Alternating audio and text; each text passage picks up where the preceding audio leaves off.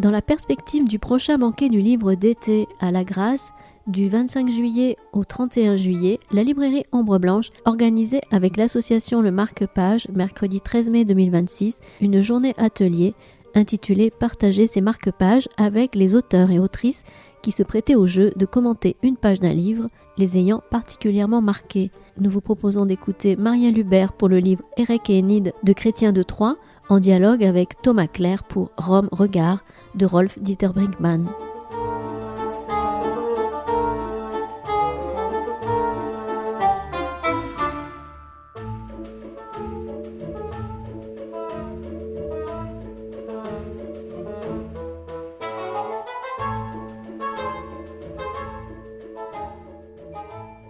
Alors merci beaucoup Yann, et j'invite à présent donc Thomas Clair et Marielle Hubert à rejoindre cette prestigieuse scène qu'ils vont honorer de leur auguste présence.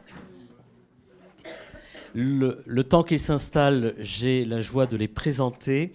Donc, je vous présente Marielle Hubert. Vous la connaissez sans doute. Elle est metteuse en scène et elle se distingue récemment par la parution de 3 récits, Ceux du Noir, Il ne faut rien dire et tout juste sorti des presses et en librairie depuis 1 mois, Selon toi.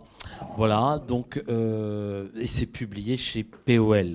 Et Thomas Clair, donc, que je vais présenter très rapidement, notamment son dernier livre, son magnum opus, à savoir Paris, musée du XXIe siècle, où il explore notamment aussi à trottinette le 18e arrondissement et tout ce qui constelle autour de la station de métro Max Dormois, où il a la joie de résider.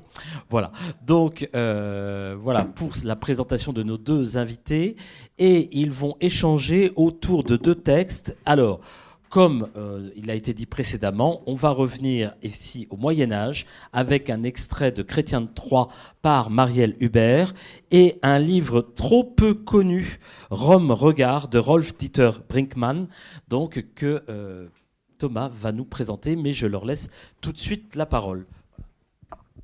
Merci beaucoup, Johan. Merci à tous. Thomas, je suis ravie de partager cette table. Alors, il faut que je précise quelque chose tout de suite. Moi, je remercie vraiment tous les intervenants qu'on a entendus jusqu'à présent, tout ce qu'on a pu apprendre. Je crois que je suis la seule à ne pas être universitaire aujourd'hui. Et pas ça va, alors je me sens moins seule. Et je dois avouer juste en préambule que quand il a été question de cette journée de marque-page sur le thème « La maison et le monde », mon premier élan a été de penser à l'œuvre de Thomas, d'abord, avant de penser au Moyen-Âge. Parce que pour moi, dans les auteurs contemporains de langue française, il est l'auteur qui explore exactement cette thématique. Mais c'est un peu étrange de lire un texte et de discuter ensuite. Donc, je me suis tournée vers un autre texte. Et je vous expliquerai par la suite pourquoi. Peut-être que moi, j'ai pris l'angle de partager un marque-page qui m'aide à vivre, et notamment dans l'écriture. Pourquoi ce texte-là me rappelle des bornes pour continuer à faire ce que je fais dans la vie, à savoir écrire. Et j'ai demandé à Yann, où est-il ? Ah, il est parti. Mais peut-être que bon. J'ai demandé à Yann, donc voilà, cet extrait d'Érec et Énide. Donc Érec et Énide, c'est un roman de Chrétien de Troyes. À la fin du XIIe siècle, aux environs de 1170, on n'est pas exactement sûr de la date. Il me semble que c'est son premier texte connu, et c'est aussi celui qui est le plus méconnu des romans arthuriens. Souvent, bon, évidemment, on parle de Lancelot, on parle du Chevalier au Lion, enfin, on parle de Perceval. On parle rarement d'Érec et Énide, on connaît peu ces personnages. Et pourtant, c'est un texte fabuleux. Et j'ai demandé à Yann son concours et son aide pour vous le faire d'abord entendre en langue originelle, c'est-à-dire en ancien français. Moi, j'en suis incapable, mais je pense que lui Si toi tu peux faire ça. Donc d'abord, si vous l'acceptez, entendre un petit peu cette langue-là, et puis ensuite je vous lirai le texte en français. Merci beaucoup Marielle. Je dirais juste que plus qu'en ancien français, puisque comme vous le savez, on fait une partie de la graphie en fait de l'ancien français et phonétique. Donc et on n'est pas dans la Languedoc ici. On est dans la langue d'Oïl, et même un chrétien de Troyes, on est en Champagne. En fait, il y a pas mal de sonorités que je vais adapter d'après ce que les philologues imaginent de la prononciation, qui n'est pas celle de Perceval de Éric Romer. Rappelez-vous Fabrice Lucchini. Moult pâté, mon sire. Vous prîtes, vous moult pâté, mon sire. Ça, c'est un peu folklore. Hein, bon. Hein? Alors, pour lire ce texte, en fait, c'est assez simple. Au fond, vous voyez que se font écho les deux, le premier et le dernier vers, qui sont les seuls qui ne sont pas en rime. Mettant la main Érec d'amour, donc tant Érec aimait d'amour, l'Orly a dit Conne Marie Fous. Donc, en fait, en gros, l'idée, c'est est-ce que Érec va se marier? Ce qui est la problématique de la réforme grégorienne. Est-ce que les chevaliers vont rentrer dans l'ordre laïque du mariage avec les clercs? Voilà. Et entre-temps, il y a une sorte de développement. Bon. Avec des vers, etc. En gros, c'est ça. Donc, moi, je vais vous lire quelques passages de cette rime en 6 vers alternés. Que d'armes ménichélé né à tournoiement, n'allait, né à tournoiement, n'allait, c'est-à-dire tournoi, n'avait mes soins de tournoyer, à sa femme, allait donner. De lit, fils ami et sa dru, d'elle, fils ami, son ami et sa promise, Tommy son cœur et s'entendu. On voit bien que c'est dans les tournois qu'on fait des rencontres. On y a collé Béziers, baiser avec la bouche. Né roi d'elle Aisier. Si compagnon d'où elle en avait, en trop souvent se demandait de ce que trop l'aimait assez souvent et soit midi passé. Donc là, c'est la femme qui, évidemment, s'exprime à travers le regard de l'homme. Ainsi que d'élever Liva, lui estoit belle qui pesa, moule petit d'il s'éloignait, mais onc porce ne déné. De rien main et chevalier, armes et robes et deniers. Donc, on voit bien qu'il y a une transaction en cours. Nul le n'avoit tournamment, né envoie richement, appareillé et attorné. Destrier l'eau donné ses journées, port tornoyer et port josté, que qu'il l'eût dû coster, le coûter, hein, le coûte, comme dirait le président Chirac. Se disait très tôt l'hivernage, que grand Dio hier et grand darnage, quand arme portée ne voulait, tant beurre qui estroit salé, tant fut blâmé de tateliance, de chevalier et de sergent. Sergent, tout simplement. Kénide, l'oeil entredire, donc entendu le dire, que récréant à loi ses cires, allait ses cires, d'armes et de chevalerie, moult à voix sans échavie, de cette chose l'y pesa, mais semblant faire, n'en osa. On va s'arrêter là. Merci beaucoup, Yann. Allons-y donc. Mais Érec l'aimait d'un si grand amour qu'il ne faisait plus qu'à des armes et n'allait plus au tournoi. Il n'avait plus aucune envie de tournoyer, il préférait courtiser sa femme. Il en fit son amie et sa maîtresse. Tous ses désirs, toutes ses pensées ne visaient qu'à la couvrir de baisers. Il ne connaissait plus d'autres plaisirs. Ses compagnons en étaient malheureux et s'affligeaient souvent entre eux de le voir pris d'un amour trop ardent. Il était souvent plus de midi quand il se décidait à se lever et à quitter sa femme. Cette vie lui plaisait et il ne se souciait pas de savoir si d'autres la supportaient mal. Il ne s'éloignait jamais beaucoup de sa femme, mais il ne s'en montrait pas moins généreux envers ses chevaliers à qui il donnait armes, vêtements et argent. Il ne se tenait pas de tournois qu'il ne les y envoyait en magnifique équipage. Il leur fournissait des chevaux frais pour aller aux tournois et aux joutes sans regarder à la dépense. Tous les barons s'accordaient à regretter et à trouver fâcheux qu'un guerrier de sa valeur refusât de porter les armes. Tant de gens, chevaliers comme écuyers, se prirent à blâmer son comportement qu'Énide perçut que l'on disait à mots couverts que son époux négligeait ses devoirs de guerrier et de chevalier et qu'il avait bien changé. Elle en fut peinée, mais n'osa rien en laisser paraître, car son époux aurait eu vite fait de le prendre mal si elle le lui avait dit.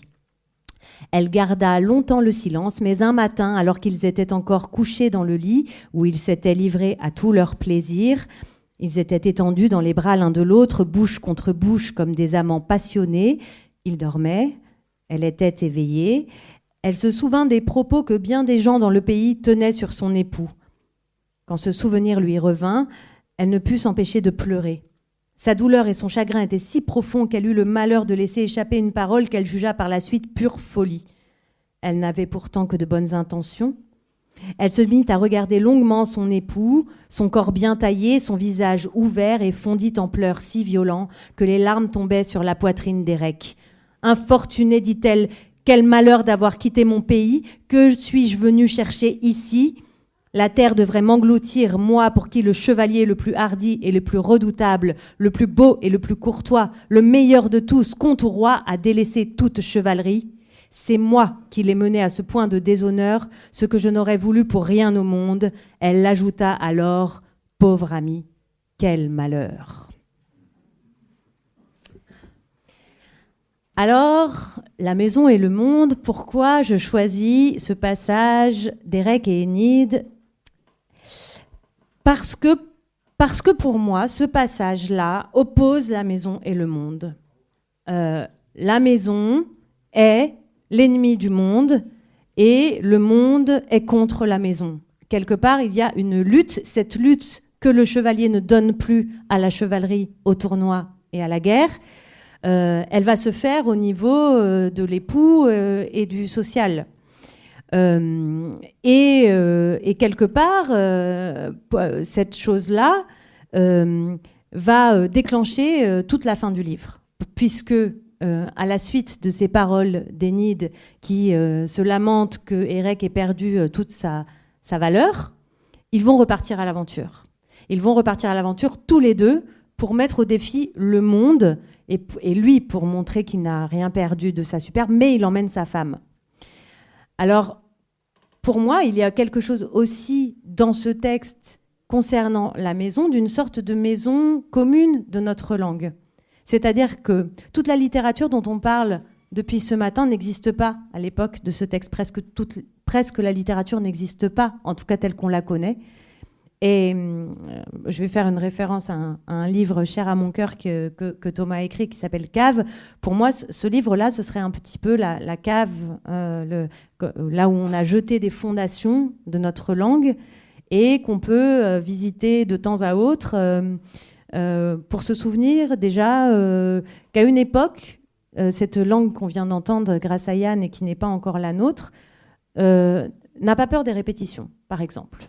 Par exemple, on a plusieurs fois les occurrences de chevaliers, de tournois, je ne vous le dis pas en ancien français, je ne sais pas, mais en tout cas, même dans la traduction, on entend ces répétitions que le français a éliminées.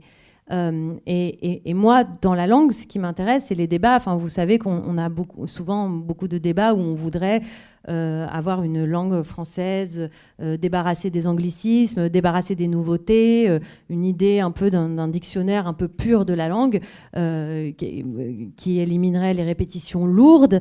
Il y a une époque où la langue fait des répétitions et il n'y a aucun problème avec ça. Revisiter, pour moi, en tant qu'écrivain, des textes comme Érec et Énide, c'est aller voir une sorte d'ancêtre de notre langue, une sorte de pré-maison, je ne sais pas, qui nous dirait qu'en fait, on peut faire plein de choses avec la langue qu'on s'est interdit progressivement. Y a cette part importante. Et il y a aussi l'idée pour moi qu'il faudrait, ce serait peut-être comme une ligne de conduite, qu'est-ce que ça nous apprendrait ? Qu'il faudrait qu'on soit à la fois un peu Érec et Énide en soi pour faire quelque chose. À savoir, être capable de s'adonner à la passion, de s'enfermer pour ne plus donner de limites à notre passion, et en même temps, d'être l'agent qui entend la petite musique du monde nous dire « sors de chez toi, remets en question, ouvre la porte, mets de la fragilité à un endroit où tu te perdais dans l'abîme de la passion. » Et c'est ce que, pour moi, raconte ce texte, avec Enid qui se fait la messagère d'une rumeur, et c'est une rumeur qui va contre elle-même. C'est-à-dire que cette rumeur qu'elle va apporter à Érec, elle sait que ça va déclencher une catastrophe, elle sait qu'il va être vexé, donc elle porte le fer à l'endroit où elle était dans un confort d'amour total. Et je crois que quand on écrit, et même quand on lit, ce serait peut-être ça que nous devons faire, à savoir ne pas lire ce qu'on lit déjà, aller chercher des nouveaux textes, ne pas écrire ce qu'on écrit déjà, ne pas se contenter de ce qu'on connaît, et d'aller porter en nous-mêmes la rumeur qui va nous déstabiliser et qui va nous faire sortir de la maison. Et qui va nous permettre de rechevaucher, comment dire ça, oui, de retrouver, pas juste donner nos destriers à des gens qui vont se battre pour nous, alors que nous, on ne va plus au tournoi, mais de se remettre en selle pour aller au tournoi. Et ça veut aussi dire remettre en question continuellement nos pensées, ce qu'on croyait savoir et ce qu'on croyait tenir, et tenir à cette fragilité, en quelque sorte. Et alors, je ne sais pas si vous connaissez Érec et Enid, mais il y a quelque chose de très, très intéressant dans ce livre, c'est que nous, dans nos contes, nous, occidentaux de notre époque, on est habitués à des contes où, à la fin, la princesse et le prince se marient. Et après, qu'est-ce qui se passe ? En fait, on ne sait pas trop. Enfin, voilà. Dans Érec et Enid, c'est le début du livre. Ils se marient au début. En fait, Érec gagne un tournoi du Blanc-Cerf, donc il arrive donc il gagne le trophée. Il a le droit d'embrasser la plus belle fille, évidemment, c'est Enid, et il se marie. Et ça aurait pu s'arrêter là. Enfin, nous, dans nos imaginaires, ça s'arrête là, les histoires. C'est comme ça qu'on nous les a racontées. Et ce qui est intéressant, c'est qu'un des premiers romans, qui est dit un des premiers romans de notre histoire littéraire, se raconte pas du tout comme ça. Le mariage, c'est le début. Sauf que, qu'est-ce qui se passe ? L'extrait que je vous ai lu, ça cantonne l'aventure à la maison. Et donc, on perd son honneur, on perd sa raison d'être, et donc ils repartent à l'aventure. C'est comme si ça nous racontait que cette maison-là du mariage premier, de la passion première, c'était pas la vraie maison, qu'il fallait s'en méfier et qu'il fallait rouvrir la porte pour conquérir la vraie maison. Et à la fin, en réalité, ils vont conquérir le royaume puisqu'ils vont devenir roi et reine, alors qu'ils ne l'étaient pas au moment de leur mariage. Mais l'aventure, avec il y a beaucoup de violence, enfin, ils rencontrent beaucoup d'obstacles, ça leur permet de reconquérir une maison qui serait solide. Et c'est la maison où justement on n'est plus enfermé dans sa chambre jusqu'à midi à faire l'amour à sa femme magnifique, mais où c'est le royaume où chacun a sa place, où les portes sont ouvertes en quelque sorte. Voilà ce qui m'intéresse et pourquoi j'avais envie de partager ce marque-page avec vous. C'est un texte que j'ai pris connaissance de ce texte à l'université à l'époque, il y a très longtemps. Et il ne m'a jamais quittée parce que j'ai vraiment la sensation que ce livre-là, il nous raconte en permanence le danger qu'il y a à s'enfermer dans sa chambre. On parlait évidemment de Virginia Woolf ce matin et Marielle parlait d'une chambre à soi et elle disait très justement qu'il faut aussi avoir les moyens de se la payer, cette chambre à soi, mais il faut aussi trouver les moyens d'en sortir. Aussi entendre la rumeur qui nous fait ouvrir la porte et surtout qui fait de notre maison un endroit de porte ouverte. Nous, on a beaucoup de maisons fermées de nos jours, on s'enferme en fait. Quand on invite des gens, on s'y prend à l'avance, on réfléchit. Alors j'ai l'impression qu'Érec et Enid, ça nous dit, on était enfermés dans une petite chambre, juste avec son amour parfait, son miroir narcissique totalement satisfaisant. Et on repart à l'aventure, on fragilise tout, et à la fin on a un royaume, et tout le monde a sa place dans le royaume si on est un chevalier courtois tel que le Moyen-Âge nous l'enseigne. Et dans l'écriture, c'est exactement la même chose. On dit que les écrivains écrivent le même livre. C'est pas sûr déjà. C'est pas sûr et c'est pas souhaitable, peut-être. Et que en fait, on peut. Comment? J'en sais rien. Peut-être en écoutant la rumeur, justement. En écoutant la rumeur, quand tout est un peu parfait, peut-être cette petite chose qui dit j'ai déjà entendu ça quelque part. Ça se répète un peu. On l'a entendu ça. C'est peut-être à cet endroit-là qu'on peut remettre en question. Voilà. C'est ce que je voulais vous dire sur ce passage d'Érec et Enid. Et je laisse la parole à Thomas.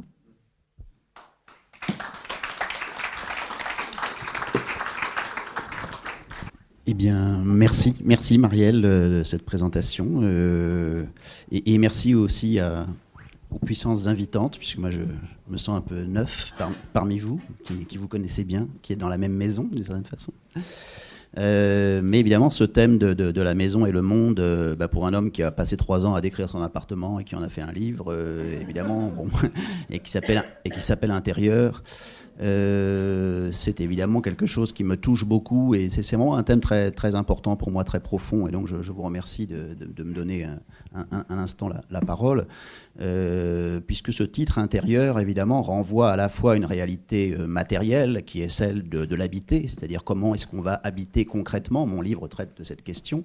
Et évidemment, à un autre niveau, de la vie intérieure, c'est-à-dire de ce que...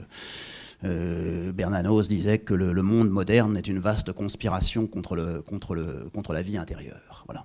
J'aime beaucoup cette phrase, je la trouve très forte. Et donc le titre de mon livre est une sorte de sileps, exactement comme cave d'ailleurs, qui joue sur 2 sens tout à fait différents du mot intérieur. Bon, cave, c'est un autre sens qui est le lieu de l'en-dessous, mais aussi le cave, c'est-à-dire l'homme qui est facile à duper. Un mot qui n'est pas, disons, vraiment, qui est un peu sorti du vocabulaire français d'ailleurs. Et ce qui m'a beaucoup intéressé dans ce que tu as dit, c'est cette question de la répétition, puisque finalement les livres sont plus ou moins des répétitions. Il me semble qu'il y a une bonne répétition et une mauvaise répétition. Il y a la répétition de celui qu'on pourrait appeler le villageois répétitif, c'est-à-dire celui qui ne fait que du surplace. Et puis il y a la bonne répétition, qui est la répétition de la différence. Mais il y a toujours une question de répétition, en ce sens que, pour un écrivain, est-ce qu'on va refaire le même livre ? Soit on essaie de ne pas du tout refaire le même livre, soit on essaie de le refaire, de faire un autre livre, mais avec des variations, quoi, en fait. Et c'est cette question du rythme. Et effectivement, dans le texte de Chrétien de Troyes, il y a une beauté qui est liée... alors c'est une langue assez pauvre, en un sens, mais ce qui est très beau, c'est cette question de rythme, qui personnellement me touche beaucoup. Alors évidemment, c'est de la poésie, et puis cette question du rythme, elle me semble très importante, notamment dans les rythmes de vie, qui sont corrélés évidemment à la question de comment habiter. Comment habiter, au fond, c'est une question de rythme aussi, de rythme de vie. Quand j'ai écrit Intérieur, j'ai voulu m'enfermer. Je me suis enfermé au sens où j'ai mis une séparation entre le monde et moi. Et je me suis dit, au fond, abat le monde, au fond, voilà. Je me suis dit, finalement, j'en ai marre de ce monde dans lequel j'habite, et je n'ai pas plaisir à habiter dans ce monde. Donc, par contre, je vais avoir un certain plaisir à habiter dans mon monde. Et donc, mon monde contre le monde. Voilà, c'était ça, en fait, l'idée, qui est une idée, finalement, indirectement politique, qui est la question, c'est pour ça que toutes ces questions, évidemment, me touchent énormément. Bon, voilà. Et donc, voilà, j'avais voulu finalement maintenir aussi cette opposition de s'enfermer chez soi. C'est aussi, d'une certaine façon, un acte politique. Ça veut dire, j'ai pas envie de participer au monde qu'on me propose dehors. Et le monde qu'on me propose dehors, c'est-à-dire un monde dans lequel j'ai pas tellement envie d'habiter, dans lequel j'ai de moins en moins envie d'habiter. Donc, je vais reprendre possession, en quelque sorte, de ma vie intérieure en décrivant tout ce qui est, disons, extrêmement matériel dans un appartement. Voilà, tout simplement. Donc il y avait cette idée d'une chambre à soi au sens de posséder un espace. Et depuis le début de la journée, il y a quand même une problématique qui, pour moi, se dessine, c'est le conflit de l'avoir et de l'être. Et c'est pour ça que j'ai un problème avec la philosophie, c'est pour ça que j'ai un problème avec Adorno, on en parlait tout à l'heure, Gilles. C'est que la philosophie est du côté de l'avoir. Non, elle est du côté de l'être, pardon. Et moi, je suis du côté de l'avoir, moi. C'est-à-dire l'être, je ne sais pas ce que c'est. Donc, j'ai écrit Intérieur pour, justement, réhabiliter l'avoir, c'est-à-dire réhabiliter en un sens la possession, mais pas dans un sens trivial du capitalisme, mais dans un sens de avoir, de posséder. Posséder n'est pas forcément une forme mesquine de la petite bourgeoisie, de l'esprit petit bourgeois. ce qu'on a pu me reprocher parfois dans l'intérieur, en disant, bon, bah, finalement, ce type, il est là, il décore son appartement, bon, bref. Donc, d'une certaine façon, c'est un acte universel, c'est un acte de réappropriation, justement, de son être, mais par l'avoir, par la question de l'avoir. Bon, voilà, c'était en ce sens que je voulais parler de ça, mais je voulais pas parler de moi, je voulais parler d'un écrivain qui, justement, me touche beaucoup et que je connais mal, en fait, j'ai choisi un texte qui s'appelle « Rome, regard » de Rolf-Dieter Brinkmann, qui est un auteur que je ne connaissais pas il y a encore 6 mois, donc, et je ne suis absolument pas un spécialiste de Rolf-Dieter Brinkmann. C'est un très beau texte qui est corrélé à cette question de la maison et le monde par la question de la résidence. C'est un écrivain qui a écrit une sorte de journal, donc qui s'appelle « Rome, regard », lorsqu'il était en résidence à la Villa Massimo, qui est l'équivalent de la Villa Médicis chez les Allemands. En fait, Rolf-Dieter Brinkmann est un écrivain ouest-allemand. Et il raconte son séjour dans les années 70, enfin en 72 exactement, à la Villa Massimo. Et la résidence apparaît comme une sorte de monde un petit peu hors soi, hors de chez soi. Il est plus chez lui, et il est dans un autre pays. Et la résidence apparaît comme une sorte de tiers-lieu, finalement, entre le monde extérieur et le chez-soi. Et c'est précisément pour ça qu'il y a des résidences, d'ailleurs, en général, j'ai l'impression. Enfin bon, c'est d'ailleurs un candidat malheureux à la Villa Médicis qui vous parle. Bon, donc, mais voilà, en un sens, j'aime beaucoup ce texte parce que il débarque en 72, il a 32 ans, il est né en 40, il est mort très jeune, Rolf-Dieter Brinkmann, il est mort en 75, il s'est fait écraser par une voiture dans la rue à Londres. Voilà, et il a peu écrit, mais ce texte est assez magnifique. Bon, j'ai pas envie de gloser parce que je vais vous lire l'extrait tout simplement. Donc c'est une sorte de journal et puis dans lequel il y a à la fois des images, il colle beaucoup de photos, de cartes postales qu'il achète à Rome, et puis aussi une correspondance avec ses amis ou avec sa compagne qui s'appelle Malène. Et donc je vais vous lire un extrait, je vais me mettre comme ça parce que... Mercredi 22 novembre 72, carte 2. CM, une radio distille un rythme syncopé nègre américain à travers la trattoria. Je viens de voir un auto-scooter éclair sur fond de décor de murs antiques. L'herbe prolifère dans des fenêtres vides, bouquets de fleurs jaunes dans les cavités murales, pans de murs verts spongieux. Crépi largement effrité à un endroit et un cri étiré en longueur. « Mama !» venu de la rue latérale. L'architecte ne cesse de dire qu'il est hypocondriaque et cause arc en plein cintre et encadrement. Panneaux publicitaires mis en morceaux. Fenêtres en biais et portes en biais, beaucoup de stands de camelotes, ton R. 22 novembre 72, chère Malène, carte 3, instantané, un bus géant qui glisse dans une rue escarpée lilliputienne. J'ai funambulé le long d'un mur, l'asphalte d'un côté, les ordures de l'autre. 4h15, lumière fuyante, un Gus se radina en ballottant sur son âme, les jambes pendouillantes dans un pantalon de travail bleu, et de longues traînes d'eau blanche qui tombent d'une montagne, une cascade jaune soufrée à côté, à l'extérieur de la ville, arbres solitaires sur la coupole chauve d'une montagne contre le ciel, des ordures fermantes sous les arcades des ponts, air agréable, un coup d'œil sur le pays, de la fumée plane au-dessus de blocs d'habitation et de grands immeubles, et entre des ruines antiques éparpillées. Agave, cactus, l'architecte sifflote la petite musique de nuit de Mozart et mange un petit gâteau. Brume du soir, klaxonne, une cloche sonne, feuillage jaune et branches nues, couverture de nuages gris plombés. Bon, c'est comme ça pendant 500 pages. C'est-à-dire, bon, c'est un journal dans lequel il y a, là pour le coup, effectivement, aussi, me semble-t-il, c'est ce qui me frappe, une écriture de la perception. Et de la perception de ce qu'il découvre. Il découvre la ville de Rome, qu'il ne connaît pas, et il essaie d'en saisir une sorte de... Il essaie d'en saisir un esprit à partir des perceptions, et donc un esprit qui nécessairement lui est étranger, et dont il tente de retraduire, au fond, l'extranéité, enfin, dans cette langue extrêmement, que je trouve poétique, que je trouve évidemment très syncopée, très, très brutale. Il y a une violence dans le texte de Brinkmann, hein, c'est un homme qui est en colère, c'est une des raisons pour lesquelles j'ai choisi aussi cet auteur. Hein. Il y a une colère contre le monde, mais en même temps, il va donner sa chance à la ville de Rome, en ce sens qu'il essaye de ne pas voir la Rome éternelle, ce mensonge en quelque sorte, mais de voir une Rome contemporaine. C'est aussi une des raisons pour lesquelles j'ai choisi ce livre, c'est qu'il consonne avec ma propre, disons, tentative d'explorer un Paris qui ne soit pas le Paris trop mythologique, et c'est pas facile quand on habite à Montmartre, j'aime mieux vous le croire, j'aime mieux vous le dire, mais plutôt à côté de Montmartre, et de prendre un Paris qui est de saisir un Paris par l'horizontalité de la rue, et donc de faire de la rue un lieu à soi, pour sortir justement du lieu à soi qu'est la chambre ou l'intérieur. Bon, voilà ce que je pouvais dire. Moi, Oui. ce qui me frappe dans ce texte que je ne connaissais pas non plus du tout, ni cet auteur... Sentez-vous je- libre, je très peu dois- de gens le connaissent. je c'est dois une l'avouer. découverte un peu. C'est presque qu'il disparaît lui-même, en fait. Avec cette syncope et ces descriptions, on saisit la colère, mais lui s'échappe à chaque instant.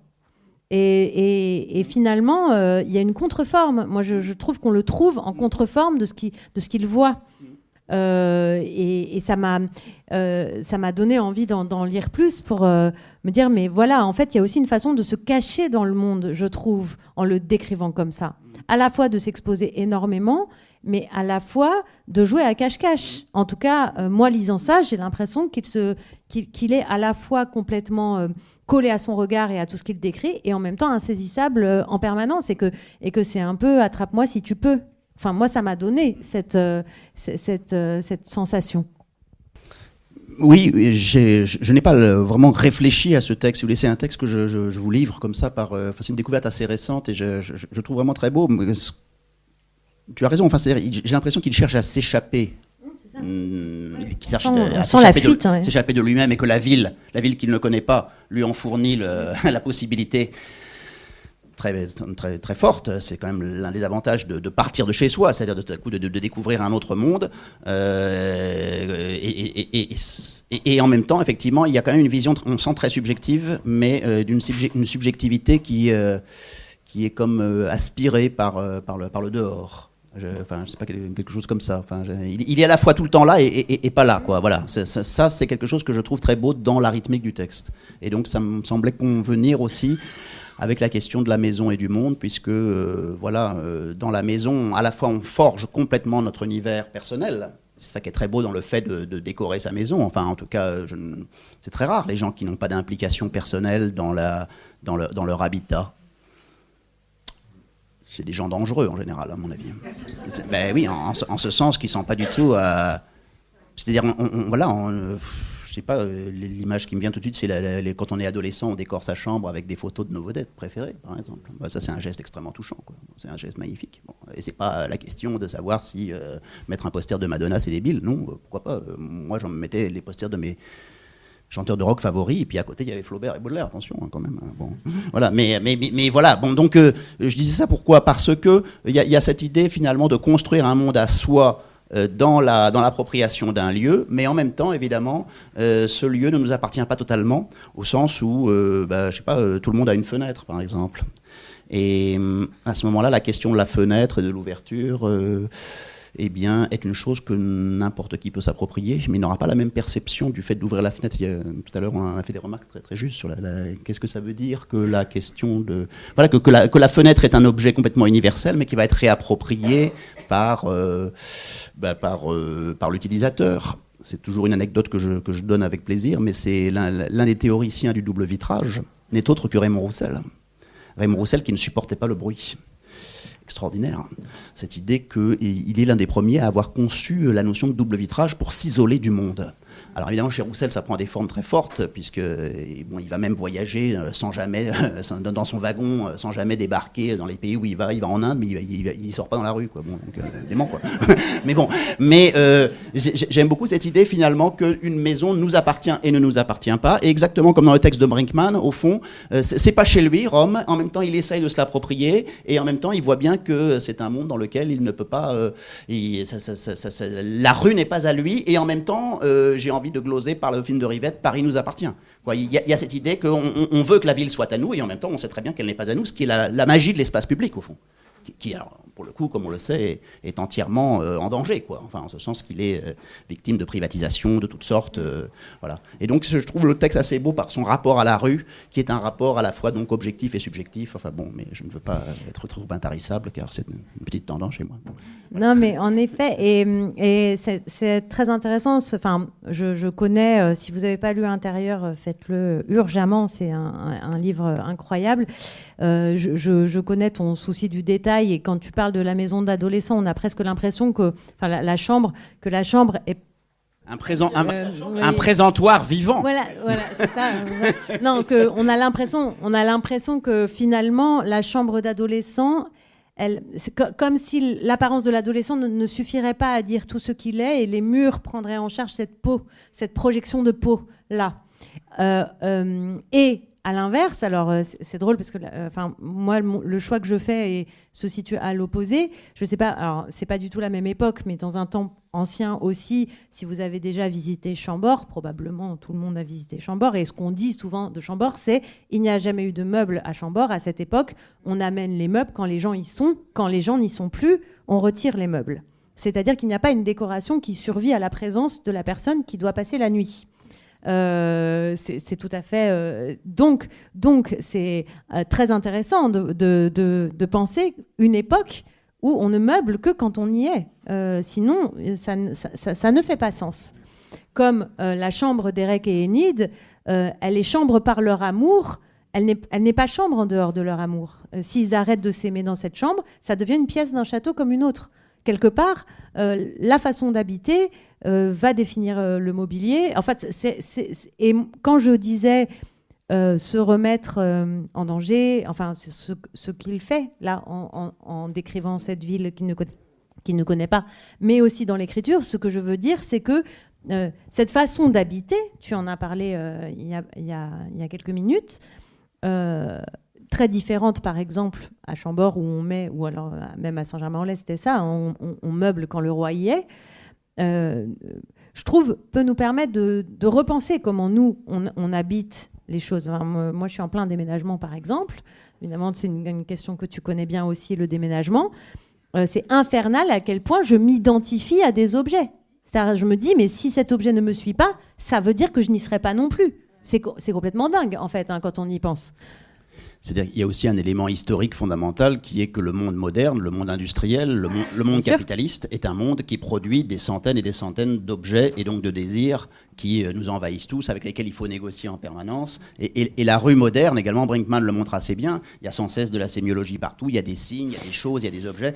C'est un monde de la saturation. Exactement. Et donc, dans ce monde de la saturation, le vrai problème qui intéresse Adorno, je crois, c'est comment est-ce qu'on va négocier avec ce monde de la saturation. Alors là, il y a des réponses qui sont aujourd'hui, qui moi ne me convainquent pas, qui sont des réponses du type, tiens, on va supprimer cette saturation, on va revenir à une frugalité. Ouais. Je suis désolé, ça va être difficile. Si on applique ce terme de frugalité à la littérature, par exemple, ça veut dire qu'il faudra qu'on mette combien de romans par an au lieu des 500 qui paraissent. Enfin bon, on va en mettre 100 à la rentrée. Voilà, on va en mettre combien ? Cette question de la frugalité est une réponse qui ne me convainc pas parce que elle est moi j'ai un côté bataillien. Je pense que l'homme est un être de dépense et que évidemment le capitalisme a très bien saisi cette dimension. Et donc comment on va faire avec tout ce surplus d'objets, ce surplus de choses ? Et moi j'ai pas les réponses. J'ai pas les réponses, mais je pose des questions qui, à mon avis, intéressent tout le monde. Sur cette question. Mais très récemment, il y a, je sais plus quel chercheur à compter le nombre d'objets que croisait un homme du Moyen-Âge. Je crois qu'il y avait 400 objets. On rencontrait 400 objets dans sa vie. Aujourd'hui, là, rien que dans cette salle, dans notre vie, on rencontre, on croise, on voit, on touche des centaines de milliers d'objets. Contre 400 dans une vie. Les couverts compris, les assiettes, enfin tout ce qu'on pourrait... Donc le rapport au monde, c'est pour ça que j'aime me replonger aussi dans des textes lointains où on avait peu d'objets. Yann, tu veux dire quelque chose ? Un bref interlude qui fait écho à ce que vous venez de dire et qui est dans le passage d'un livre qui va sortir le 20 mai de Christian Thorel, donc La nuit expérimentale dont nous avons parlé au début. Sur justement la disponibilité des livres dans les maisons et les chambres à soi. C'est un hasard, c'est ça les marque-pages, ils surgissent comme ça, j'y peux rien. C'était trop tentant. On est à Castres. Au long de ces deux rues et sur la place, on trouve au moins 3 librairies papeterie. ce qui fait beaucoup de librairies papeterie pour Castres, hein, Cambrai, Palais, Maraval, la 4e la plus grande coulier sur le bord de mon circuit. Ce sont des commerces qui impressionnent et dans lesquels il n'est pas aisé pour un enfant de pénétrer. Mais leurs vitrines me retiennent, du moins à partir de l'âge du second cycle. Et c'est là que commence mon marque-page. Chez nous, dans une vitrine du bureau professionnel des parents, on trouve quelques gros livres encyclopédiques de chez Larousse ou de chez Hachette, consacrés aux animaux ou aux grands monuments. Je garde le souvenir que les autres livres, ceux de notre mère, romans, récits, sont sous clé. Mon frère Daniel réfute ce souvenir de livres qu'elle faisait obsessionnellement relier et qu'elle conservait dans une armoire, quasiment un terrier, à l'accès réservé, un lieu de son intimité. Était-ce la chambre à soi dont elle ne disposait pas? C'est écrit, hein, c'est pas moi qui l'invente. Hein. Sans preuve de l'une ou de l'autre, ce souvenir satisfait la rédaction du récit de ma première jeunesse. Aussi bien, je vais le conserver. La porte fermée, pouvant expliquer mon goût tardif pour les livres, c'est une telle aubaine pour rendre compte du petit garçon rétif à la lecture que j'étais. Alors, quelques pages plus loin, je vous le dis, mais c'est pour vous donner envie de lire le livre, l'auteur trouve la clé de l'armoire quand il comprend qu'il peut devenir libraire.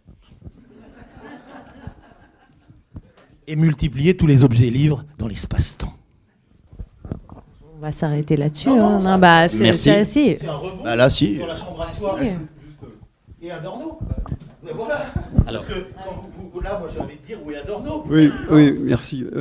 Bon, mais merci à tous les deux. Oui, juste, en fait, je reviendrai aussi à ce que tu as dit, Marielle, mais Thomas, pour continuer un peu la conversation à midi, je crois que pour le coup, il y a quand même vraiment un malentendu là, parce que d'abord, Adorno est beaucoup plus du côté de l'avoir que de l'être. Ou alors il faut le confondre avec Heidegger, mais il y a un peu un topos d'époque, ça je te l'accorde. Le côté on peut plus habiter, déjà chez Benjamin, chez Heidegger, on trouverait des phrases assez proches aussi, c'est vrai. Voilà, bon, bien sûr.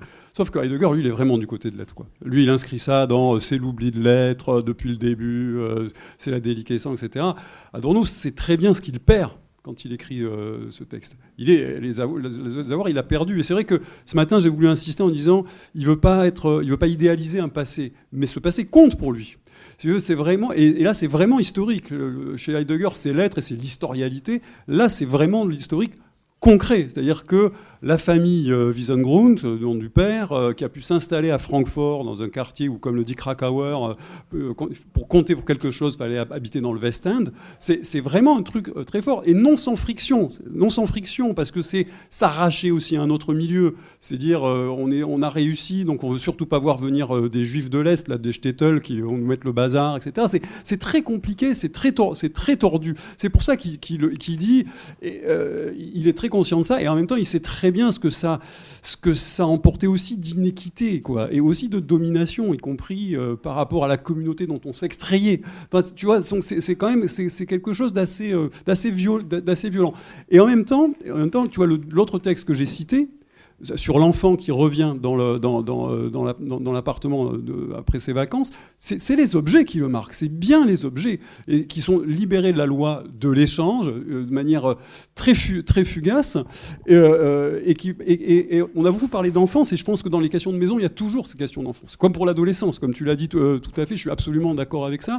Et c'est vrai que là, la question de l'embaumement, je pense qu'il y a vraiment une référence sans doute aussi au terrier. Ça, je crois que oui, sans précisément. Peut-être aussi ce que tu disais, c'est-à-dire ne pas croire aussi que dans le tumulte où il se trouve là, lui à ce moment-là, c'est-à-dire en exil aux États-Unis, sachant ce qui se passe pour tous ceux qui eux n'ont pas pu fuir l'Europe, se dire je vais me mirer dans mon intérieur, ça le gêne. Mais j'aurais dû presque prendre le paragraphe suivant finalement aussi, où il parle des objets qui nous obligent à être un peu violents dans nos manières parce qu'on ne peut faire que les utiliser de manière très fonctionnelle, un peu ta critique de la frugalité d'ailleurs, alors que du coup on ne tolère plus aucun ornement.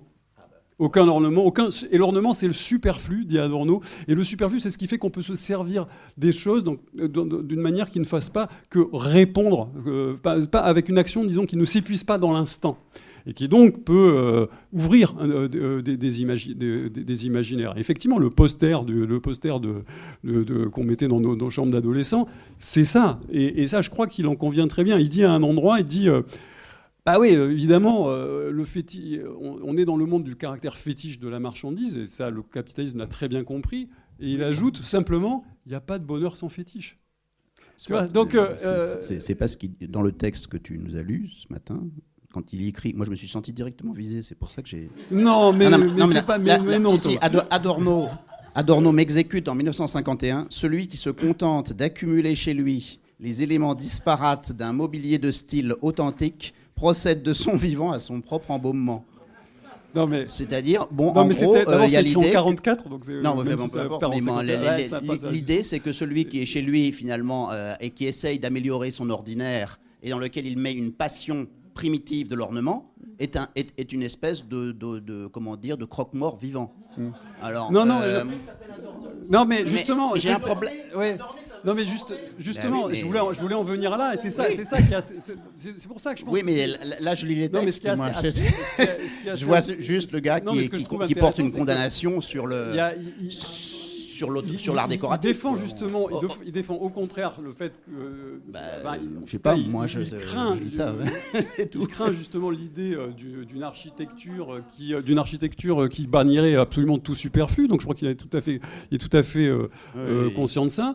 Et il y a aussi une critique chez lui, évidemment, mais c'est ce que tu as dit tout à l'heure, c'est-à-dire que le capitalisme aussi peut vous faire désirer des tas de trucs extrêmement superflus, mais qui n'ont pas ce sens d'un ornement que le sujet pourrait s'approprier. Je pense que ce qui lui pose problème quand il écrit, c'est qu'il se sent dans une condition où cette appropriation devient de l'ornement devient extrêmement difficile. Un peu comme s'il était coincé entre quelque chose qui a été perdu et une architecture qui très fonctionnelle qui vise uniquement l'efficacité, l'absence totale justement de projection imaginaire, et c'est cette situation-là qu'il décrit. Et effectivement, ce que je trouve ça assez beau, c'est que son nom est cette dialectique.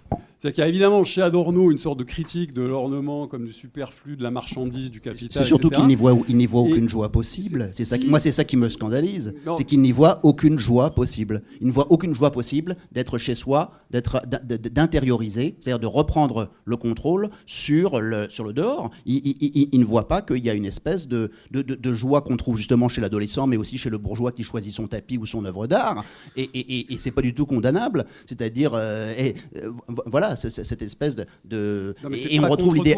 Pardon. C'est pas contre toi. Non, mais c'est un texte qui est quand même très fort, qui dit quand même des choses très fortes. Quand Nietzsche dit il fait même partie de mon bonheur de ne pas être propriétaire, ça a quand même des implications énormes sur l'idée ça détermine toute une pensée du nomadisme. Et le nomadisme, ensuite, il va être récupéré, comme tu le sais bien, par les forces du marché, et que voilà, finalement, on va priver les gens de leur toit, mais on va leur dire c'est bon, vous avez un téléphone portable, vous pouvez faire le tour du monde. Oui, mais mais c'est quand même des problèmes qui sont fondamentaux, me semble-t-il. Mais l'image du nomade numérique qu'on trouve déjà dans cette idée. Voilà. En fait, l'idée, si tu veux, c'est que finalement, la critique de la bourgeoisie, c'est les bourgeois sont des sédentaires, donc ils n'ont rien compris parce qu'ils font un petit monde kitsch, un petit monde d'intérieur. Et par contre, nous allons être les nomades qui allons être délivrés de la propriété. Simplement, sauf qu'on voit les conséquences que ça a pu avoir dans le discours social-politique après coup. C'est-à-dire qu'on va priver précisément les gens d'un habitat social. Non, mais je pense que c'est un petit peu difficile de soutenir ça pour les gens de cette époque, la première génération de la théorie critique, qui se sont intéressés justement à la façon dont les gens perdaient leur autonomie, leur logement. Il n'y a jamais eu une sorte de... ce que tu dis là est anachronique. Je veux dire, il n'y a jamais eu chez eux c'est comme... Même par rapport... C'est marrant que tu dis ça, parce que même quand moi j'ai commencé à m'intéresser à Adorno, tout le monde me mettait une tête comme ça avec Deleuze, quoi. Alors tu vois, excuse-moi, sur la question du nomadisme récupéré, je pense qu'on en est loin, parce que là, le nomadisme dont il parle, il est forcé, quoi. Parce que Heidegger, il est peut-être du côté de l'être, il nous fait tout un truc sur l'habité, mais il n'a pas eu trop besoin de bouger de chez lui, quand même, entre 33 et 45, tu vois. Donc c'est sûr qu'après, il peut amener les gens dans son intérieur comme il veut, ou aller dans sa hutte avec sa culotte de peau, quoi. Mais je veux dire, il ne faut pas tout... Pour moi, c'est l'anti-modèle absolu. Il ne faut pas tout confondre non plus, quoi. Oui. Oui, mais bon. Et voilà, je pense que justement, l'idée que l'intérieur puisse être aussi une joie, je pourrais aller chercher plusieurs textes, y compris celui que j'ai cité à un moment. Il y en a un autre sur la joie de l'enfant quand il y a des invités qui arrivent dans la maison. Donc c'est pas simple, c'est pas aussi caricatural que ce que tu voudrais que ce soit. Mais moi, je vais pas vous mettre d'accord et je vais même pas essayer. Mais par contre, peut-être dire, je l'ai pas dit tout à l'heure parce qu'on est parti sur autre chose. Enfin, moi, je suis partie sur autre chose. Mais pour moi, la maison, fondamentalement, c'est la langue, quand même. C'est ça qui fait maison. Je me souviens, une fois dans ma vie, j'ai passé un mois en Chine. C'est très dépaysant quand on a 16 ans de passer un mois en Chine quand on nous y a pas du tout préparé. C'était en 99, donc c'était un peu avant les Jeux. Les Jeux Olympiques n'étaient pas passés par là, donc c'était. Et je me cognais partout. En fait, la maison de mon corps se déstructurait à force d'entendre une langue à laquelle je ne pouvais jamais me raccrocher sur rien. C'est pas comme quand j'entends de l'italien où je peux quand même un peu être chez moi. Là, je n'avais rien pour me raccrocher. Et qu'est-ce que ça faisait sur moi ? Ça faisait que je ne pouvais plus habiter l'endroit. En fait, toute maison devenait hostile parce que je me cognais partout. Alors que les meubles, une table, c'est une table. Hein, on n'est pas au Japon, il y a des chaises. L'usage de l'intérieur était similaire, en tout cas pour certaines choses, à l'usage que j'en avais. Mais en fait, ce que j'ai compris ce jour-là, c'est que ce qui faisait pour moi intérieur, on peut dire que le poster de Madonna est un langage. Mais en fait, c'était la langue. C'était ça qui faisait ma structure, ma charpente, et que j'avais amené Phèdre, parce qu'il fallait choisir un livre. On nous avait dit, c'était un voyage scolaire qui durait un peu longtemps, vous emmenez un livre. J'avais amené Phèdre, et je me cachais pour lire Racine, qui n'est pas ma langue non plus, hein, en fait, en réalité. Cette langue de théâtre-là, c'est pas la langue d'usage, mais c'était celle qui me permettait d'arrêter de me cogner dans les maisons des autres. Et je me disais, je pourrais jamais habiter ce pays tant que je ne parlerai pas cette langue. Et pourquoi, en fait, en quelque sorte, toi, c'est un texte traduit, moi, c'est un texte traduit. En fait, on a entendu pas mal de textes traduits depuis ce matin, comment la langue s'en empare. Allez voir de ce côté-là, la joie intérieure, on peut aussi dire que c'est une joie à dire l'intérieur, peut-être pas tant qu'à l'habiter, à dire la rue avec ces espèces de listes très violentes qu'on vient d'entendre, à la dire. Peut-être que ce qui fait maison et ce qui fait monde, c'est le fait de le dire quand même.